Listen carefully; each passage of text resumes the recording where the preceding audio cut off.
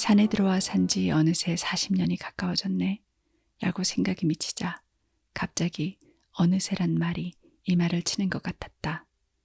시간이 지나고 날이 가고 달이 가고 해가 바뀌다 보니 40년이 훌쩍 지나간 것이다. 40년 동안 내가 기대고 살던 곳이 어디였나. 오늘 새벽 두견새 소리를 들으면서 헤아려 보았다. 중되러 찾아간 절이 통영 미래사. 집이 낮아 문지방에 연방 머리를 받치면서 배가 고파서 우물가에 흘린 국수빨도 맛있게 주워 먹던 시절이었다. 행자실에서 딱딱한 목침을 베고 자는데도 이리 고되어 잠이 늘 꿀맛 같던 그런 시절이었다. 그때는 조촐한 선원이었는데 요즘은 집도 커다랗게 세워졌고 절 분위기도 예전과는 딴판이 되었다. 중이 되어 스승을 모시고 처음으로 지낸 곳이 지리산에 있는 하동 쌍계사 탑전, 섬진강 건너 백운산이 아득히 바라보이는 선원이었다. 입선 시간이 되면 방이 비었을 때도 죽비 소리가 저절로 울린다는 그런 곳이었다. 나는 이곳에서 아주 착실한 부중 시절을 보냈다. 지금 돌이켜보아도 맑고 투명한 시절이었다. 한겨울 맨밥에 간장만 먹고 지내면서도 선열로 충만하던 나날이었다. 오늘과 그 시절을 견주어 볼 때 그때가 A학점이었다면 오늘은 D나 E밖에 안 될 것 같다. 그것도 점수를 후하게 주어서. 화엄경에 초발심 때 바로 깨달음에 이른다라는 말이 있는데 모든 발심 수행자에게 귀감이 될 교훈이다. 첫걸음을 어떻게 내딛느냐에 따라 목표 지점은 얼마든지 달라진다. 그 맑고 아늑하던 도량이 지금은 어떻게 이어지고 있는지 궁금하다. 다음으로 의지에 살던 곳이 합천 해인사. 팔만대장경에 봉안된 장경각 담 밖에 있는 퇴설당 선원이었다.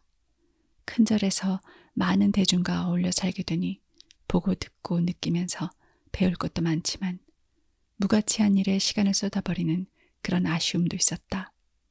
어쨌든 이곳 가야산 해인사에서 12회를 살면서 말하자면 중으로서 잔뼈가 굵은 셈이다.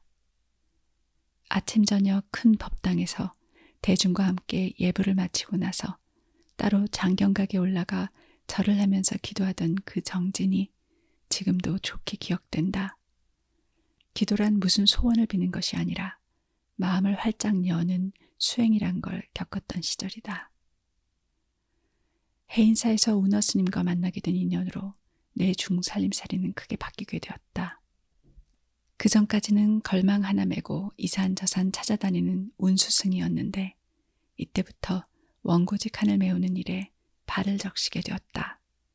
좋게 말하면 수도 생활이 사회성을 띠게 되었다고 하겠지만 억새풀처럼 시퍼렇던 기상이 가시게 된 분수령이 되었을 것이다. 양산 통도사 원통방에서 불교사전 편찬일을 거들면서 비로소 신문을 보고 라디오 뉴스를 들었다. 움직이는 세상과 접하게 된 것이다. 절에 들어오기 전에 익혔던 업이 서서히 움트기 시작했다. 이른 봄부터 늦가을까지 통도사에서 지내던 그해 4.19 혁명을 맞이했었다.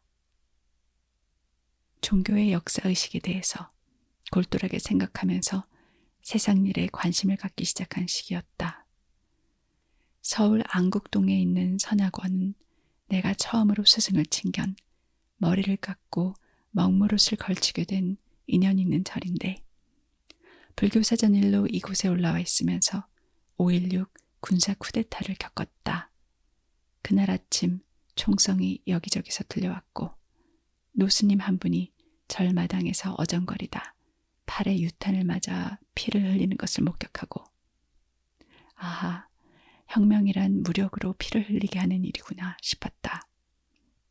사전이 출간되자 나는 다시 옛 보금자리로 돌아갔다. 해인사 관음전, 앞산이 내다보이는 전망 좋은 맨 끝방, 이름하여 소소산방. 동국대학의 대장경을 번역하는 역경원이 개원된 후 원장으로 취임한 운어 스님께서 함께 일을 하자고 간곡히 권유하셔서 그때는 경기도 광주군 언주면이었던 봉은사로 거처를 옮겼다. 판전 아래의 별당이 내게 배당된 집이었는데 노스님도 아닌 젊은 것의 처소에 별당이란 명칭이 어울리지 않아 달의헌이라고 이름을 지어 편액을 달았다. 이곳에서 나는 차맛을 비로소 알았기 때문이다. 6년 남짓 지낸 달의헌 시절 동무든 세월에 뛰어들어 군사 독재에 저항, 민주화 운동에 참여하면서 뜻을 같이 하는 이들끼리 맺은 동료 의식이 어떤 것이란 걸 젊은 밖에서 체험하게 되었다. 이때 제도권 불교 교단의 환멸을 느껴 오늘까지도 나는 제도권 교단에 발을 붙이지 않고 있다. 그 다음으로 옮겨간 곳이 승보사찰인 조계산 송광사. 산중 빈 암자터에 15평 3칸짜리 집을 지어 이름을 불이람이라고 했다. 중노릇을 다시 시작하는 결의로 집을 지은 것이다. 이때부터 나는 철저하게 홀로 사는 연습을 해온 셈이다. 홀로 있을수록 함께 할 수 있다는 이상 야릇한 말뜻도 알게 되었다. 한 곳에서 15, 16년을 살다 보니 삶이 무료하고 당초의 생기가 점점 사라져갔다. 그리고 헛이름에 속아 찾아오는 사람들로 인해 함께 할 수가 없었다. 불이람은 참으로 아름다운 곳이지만 내 삶을 다시 시작하기 위해 훌쩍 떠나와 머문 곳이 이 오두막이다. 4번째 여름을 맞이하게 되었다. 이산저산 이절저절을 다니면서도 이곳이야말로 영원한 내 안식처라고 생각한 데는 아직 없었다. 인연따라 머무는 날까지 머물면서 나를 가꾸고 다듬을 따름이다. 언젠가는 이 껍데기도 벗어버릴 텐데 영원한 처소가 어디 있겠는가. 그전 같으면 필요한 일이 있으면 자다가도 벌떡 일어나 옮기고 고치면서 당장에 해치우고 마는 그런 성미였는데 이제는 어지간하면 주어진 여건을 그대로 수용하면서 간소하게 사는 쪽으로 생각을 바꾸었다. 그 대신 어디에도 집착함이 없이 나답게 살고 싶다.